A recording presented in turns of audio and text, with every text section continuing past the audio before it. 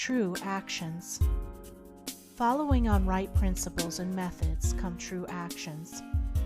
One who is striving to grasp true principles and work with sound methods will soon come to perceive that details of conduct cannot be overlooked, that, indeed, those details are fundamentally distinctive or creative, according to their nature, and are of deep significance and comprehensive importance, and this perception and knowledge of the nature and power of passing actions will gradually open and grow within him as an added vision, a new revelation.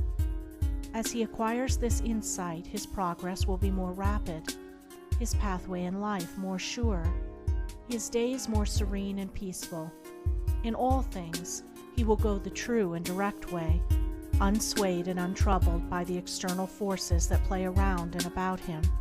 Not that he will be indifferent to the welfare and happiness of those about him, that is quite another thing, but he will be indifferent to their opinions, to their ignorance, to their ungoverned passions.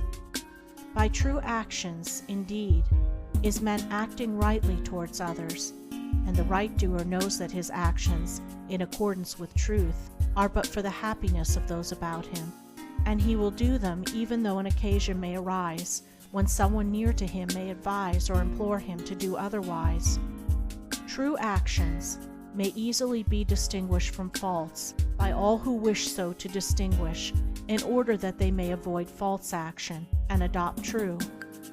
As in the material world, we distinguish things by their form, color, size, etc., choosing those things which we require, and putting by those things which are not useful to us.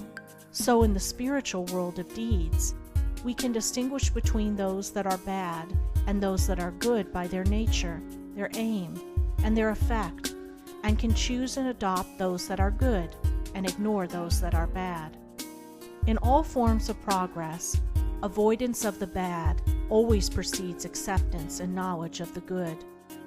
Just as a child at school learns to do its lessons right by having repeatedly pointed out to it how it has done them wrong, if one does not know what is wrong and how to avoid it, how can you know what is right and how to practice it? Bad or untrue, actions are those that spring from a consideration of one's own happiness only, and ignore the happiness of others, that arise in violent disturbances of the mind and unlawful desires, or that call for concealment in order to avoid undesirable complications.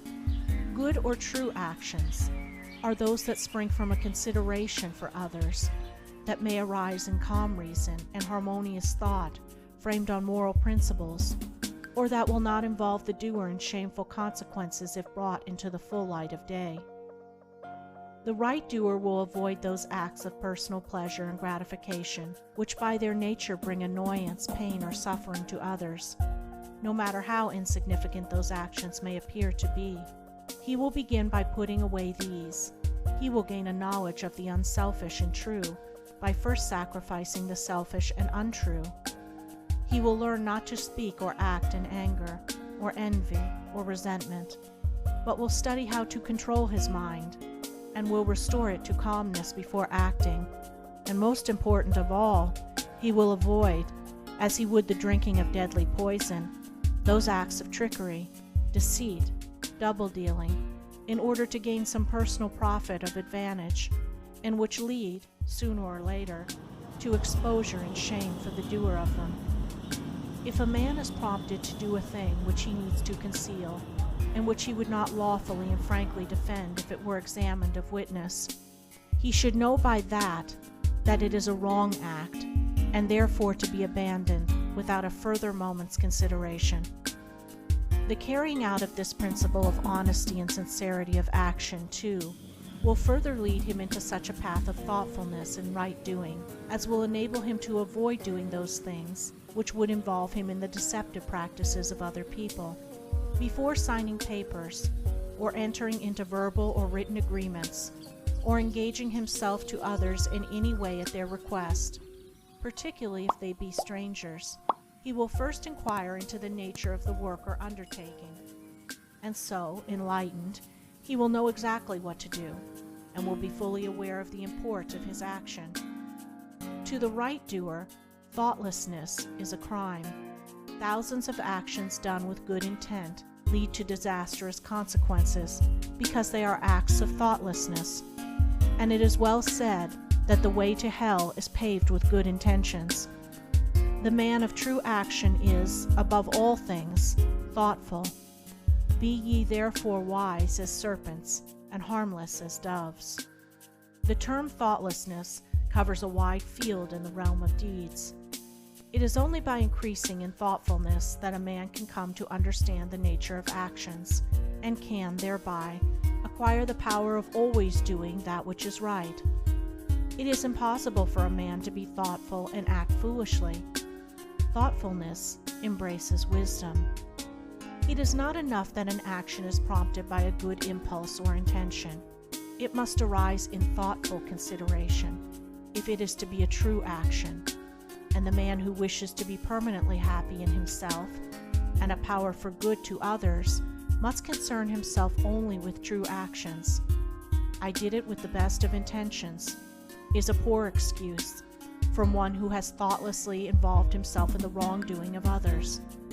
His bitter experience should teach him to act more thoughtfully in the future. True actions can only spring from a true mind, and therefore while a man is learning to distinguish and choose between the false and the true, he is correcting and perfecting his mind, and is thereby rendering it more harmonious and felicitous, more efficient and powerful. As he acquires the inner eye to clearly distinguish the right in all the details of life, and the faith and knowledge to do it, he will realize that he is building the house of his character and life upon a rock, which the winds of failure and the storms of persecution can never undermine.